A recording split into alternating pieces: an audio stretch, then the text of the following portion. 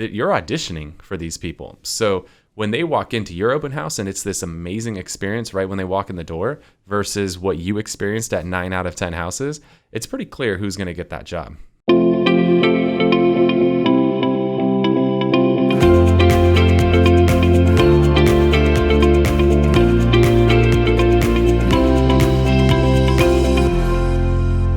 Welcome to the Whissel Way Podcast. My name is Kyle Whissel, your host with eXp Realty here in San Diego. And I am Bryan, Koci, Media and Marketing Director here in San Diego. I love it. So guys, the goal of the show is to give you the tools, tricks, and techniques that you need to go out there and crush it in your business, whether that be mortgage, real estate, or really any business out there. The way that we like to do this is to answer the questions that you have. Rather than guessing what you want to hear, we listen to what you want to hear. And the way that we do this is we listen in on the Facebook group known as The Whissel Way. If you guys want to join the group, go to thewhisselway.com and you can join the group. You can also subscribe to the podcast and to the YouTube channel. So in case listening is not enough and you want to see our beautiful faces, you can subscribe to the YouTube channel on there as well. And so Bryan, what's our question today? So on the Facebook group, Rich Brecklin, he's in Illinois? I don't know where he is. Rich asked, Kyle Whissel, are you still doing Friday open houses for the neighbors? And so I wanted to go a little bit deeper on just the Friday open houses. I want to talk about our listing or our open house strategy and how we get people information about it. We have a whole checklist. Walk us through the open house strategy. The entire open house strategy. Ooh, okay. So launching a property is something that people screw up royally. Most people just decide whenever it's convenient to activate a listing. There's really no thought, no strategy, no process, anything behind it. Everything that we do is very data-driven and is very strategic. So we don't do anything when we feel like it. We do it when the data tells us to do it. So when we launch property, we look at launching a property a lot like Hollywood looks at launching a movie. And when Hollywood launches a movie, everything is centered around the red carpet premiere. Well, everything for us is centered around our neighborhood open house or property premiere, if you prefer to call it that. So everything builds up to that event, which, as Rich asked in the question, do we still do them on Friday nights? Yes, but it depends on the time of year. When the time changes and it's in the winter months and it's dark at 5 p.m., Friday at 5 p.m. doesn't really work very well. Something I found in my experience is that once the sun goes down, the people stop showing up. So during the winter months, we do these property premiere open houses on a Saturday morning. And during the summer months, we do these on a Friday night. So what do we do to drive people to these Actually, events? before we even get to what we do to drive them, what does one of these property premieres look like? We've done a bunch of different techniques. It's not just put a sign up out front that says open house, put it on the Zillow. It's more involved, but what does the actual event look like? Yeah, so something that I'm really big on is experiences, whether that be for clients or whether it be for me in my life. I'm all about experiences. Like, that's what I live for. And I want to make sure that when somebody comes to my open house, it is an experience. It's not just another open house. So some of the things that you're going to find when you pull up, we'll dive into everything we do to get people to the house. But when somebody pulls up to the house, it's a very festive feel to it. There's going to be big feather flags out front. So it's very known that there's an open house going on. The front door is going to be wide open. Guys, if you're doing an open house and the door isn't open, what the fuck are you doing? It's called an open house for a reason. The house should be open. Don't ever do an open house and close the front door. Now, if you're in like Minnesota and it's negative 20 degrees, okay, I get it. But or if you're in San Diego and it's 110 degrees out, I still open the door. All right. Yeah, just crank AC the to AC 60. up. Yeah. But it's an open house, so the door should be open, right? Make it warm and inviting for people. Now, when the door is open, we have music inside the house. Well, that music conveniently spills out that front door that's wide open. So when somebody pulls up, they're like, oh, there's flags, the door's open, there's music. Like, okay, this is the spot. When somebody walks into the house, we always have somebody working the door. I've had that currently. That's always my assistant, Cody, who's working the door. I've had, newer agents to my team work the door when they first start out. I've also had lenders work the door. So somebody's got to work the door, and they've got to be dedicated purely to that door, nothing else. Their job is to work the door for multiple reasons. One, every single person who shows up, I want them to be greeted with a warm, smiling face, right? There's a lot of businesses out there that hire people for a job of just being a greeter. Think Walmart, for example. Just so that when somebody walks in, it's like, hi, welcome to the open house. As opposed to walking in, it's quiet, the lights are off, and they're looking around like, is there anybody here? Like, hello? Like, that is not the experience you want. I bought a house last year. I can't tell you how many open houses I went to that were exactly like that. It is awkward. Yes. It's super, super awkward. And then all of a sudden a realtor, is sitting in the corner on their laptop making phone calls. And then they jump off and they're like, oh, hi, I didn't see you there. Here's the info on the house. And they hand you an MLS sheet. And I'm going to be honest, I've done this half my life now. I can't read a freaking MLS sheet. They're so complicated. There's so much crap on there that 99% of people don't need to know. Quit giving people MLS sheets. I love when I got them with the confidential remarks highlighted in red. Oh, okay. So now I know. And they just gave you the listing agent's contact info if they're not the listing agent. That's smart. So that person is at the door, warm, smiling face. They get every single person to sign in because our open houses tend to have a lot of people, and it's not even physically possible to talk to every single person one-on-one. So I want to make sure that I get everybody's contact info so I can follow up with them afterwards. So in case I didn't get to talk to them or they want to come back for a second showing in a more private environment, we can do that.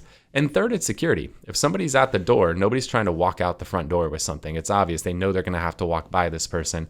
And if they're trying to walk out with a laptop under their arm, it's going to be pretty obvious to the person at the door that they didn't come in with that laptop. So it serves multiple purposes.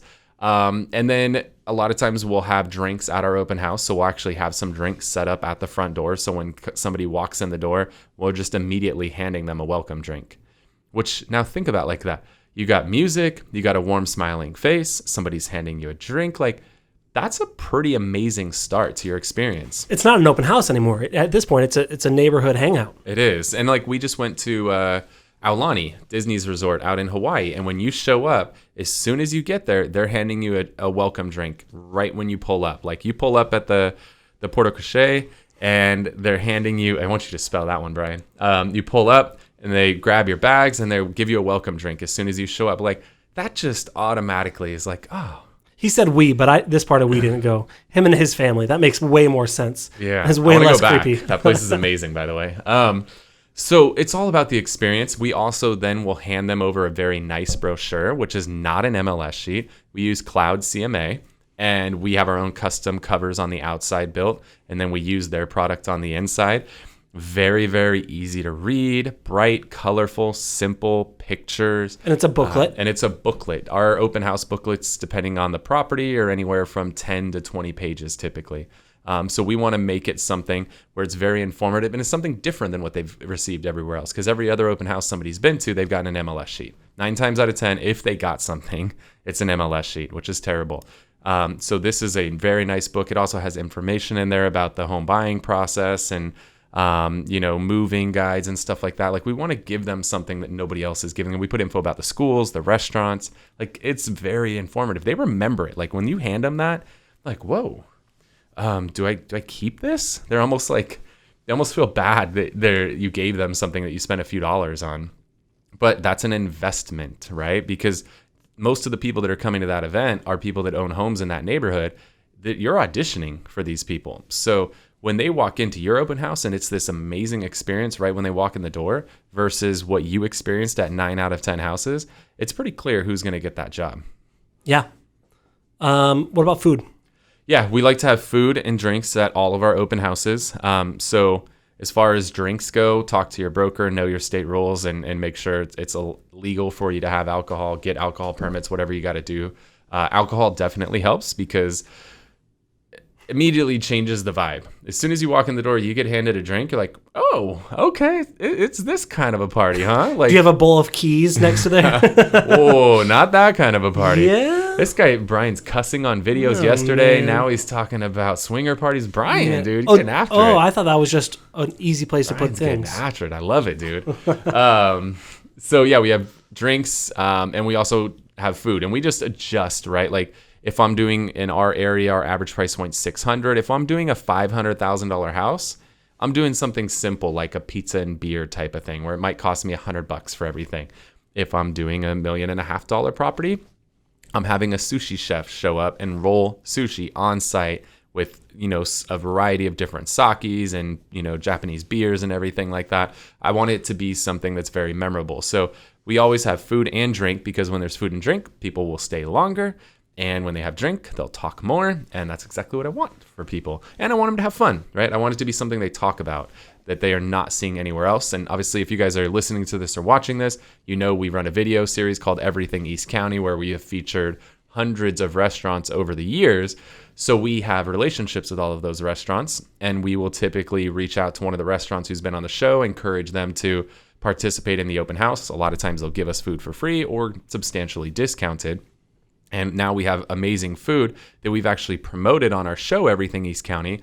Now we have this cool opportunity to reach out to that audience that's watched our video series about restaurants and actually make sure they know we do real estate. Because now we could say, hey, you've seen Cali Comfort's barbecue on our show. You want to come try some of their food? Come to this open house. It's going to be catered. It's free. Have some free food on us. Check out the house and enjoy a delicious cocktail. Now we can actually tell everybody in that group or reinforce in that group that we are a real estate company, and it's okay because we're tying in food that's been featured on the show. Cool. So that's what it looks like. Yeah. How do we get people there? So everything is about a week-long process. So first thing that we do is we send invitations to everybody in the neighborhood. So if you're listening, you might want to go on YouTube and you can check it out. Or in the show notes, maybe Tom can link up a example of what our invitation looks like. So the invitation, I basically took a wedding invite that I got, sent it over to a graphic designer. I was like, hey, take this wedding invite and make it into a real estate open house invite. And so they did. And so very, very classy, 8.5 by 11, cardstock folded in half, very elegant. Consistent with our branding. Very consistent. Our brand. If you look at our business cards, you look at our booklets, you look at these invites, everything all is identical. It's a very consistent, classic, elegant look. So we send out these invites. And the thing is that people typically have never received an invite to an open house. And if they have, it was a postcard. Nobody's ever received a beautiful wedding style invitation, 8.5 by 11 cardstock, personally addressed to them in an envelope with stamped. a handwritten font with a real stamp on it. Like, people open these. And I have people show up all the time with this invite in hand, like as though they need it to get in the door. Here's my RSVP card. Cool. And I have people walk in like, and they just show it like, this is amazing. I've never seen anything like this before. This is really cool. And that's so the envelope, right now it's in a gray envelope, again, consistent with our alternate colors. Yeah. Yep. So our three primary colors in our company is orange, gray, and green. And we alternate the envelope colors. So we'll do an orange envelope for one. The next one will be green. The next one will be gray. We keep them alternating because if you send the same one over and over, once they see it, they're like, oh, it's another one of those invites. So if we keep the envelopes changing on a consistent basis, the open rate stays a little bit higher. So what the invites go out on Monday. We're traditionally mailing that to the entire subdivision. And then depending on the price point and the location, if it's not in a specific subdivision, 250 to 500 homes surrounding it. So that goes out on Monday. The next day we start running social media ads. And now I understand some areas don't allow you to advertise properties before they go on the MLS. Some places state that once you start advertising, it has to be on the MLS the next day. So know your rules, play by the rules, right? Don't try to bend the rules, just play within them. So in our area, we can advertise them early.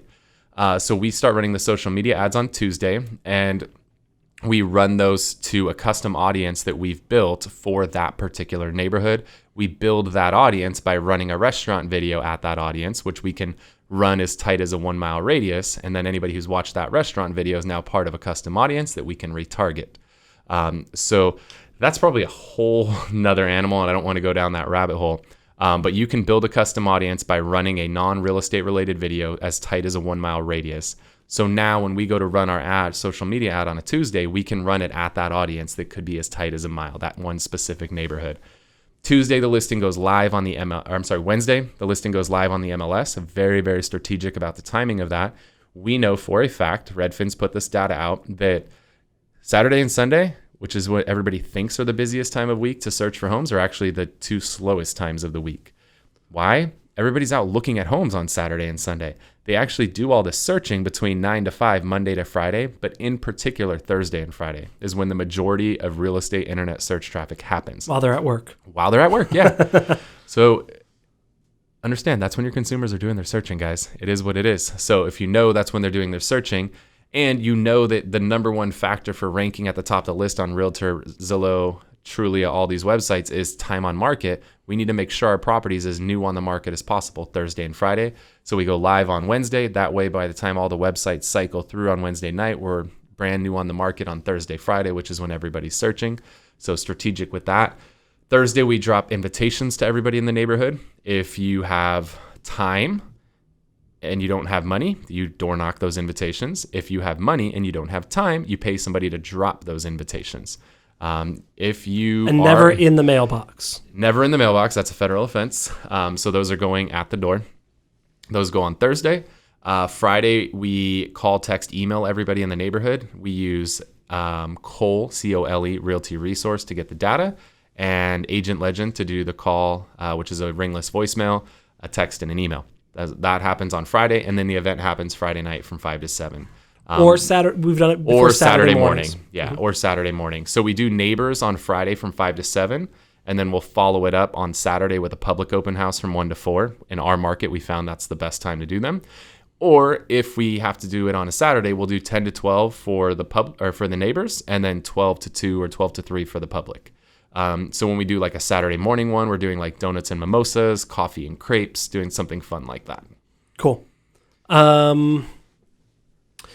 That's a lot for people to listen to write down, to remember. Yes. Is there a place that people can get maybe a checklist that was recently uploaded? Or? I feel like he's hinting at something, guys. Yes. I think, Brian, you're probably going to have to tell him where to go because I don't know what you set up. So it's openhouse.thewhisselway.com. If you go to openhouse.thewhisselway.com, there will be a place for you to sign up to where you can get the open house checklist emailed to you.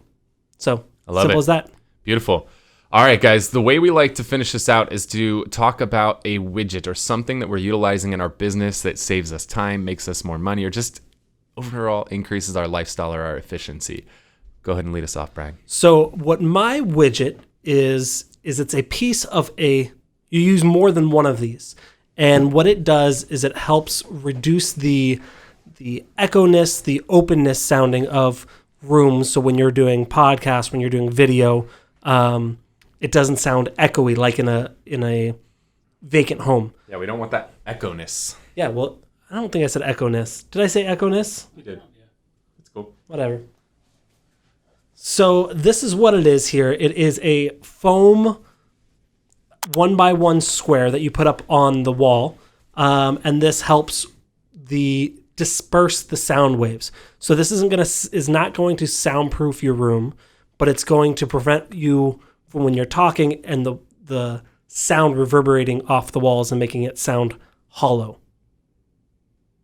Can you minimize that for me? What did I just say? Yeah, it's cool. No echo-ness. That's what he said. Okay, yeah. No echo-ness. And I got them on Amazon. You buy like packs of 25. They're fairly inexpensive. And I've got them on all three walls, or 3 of the 4 walls of my office. The 4th wall is the green screen wall.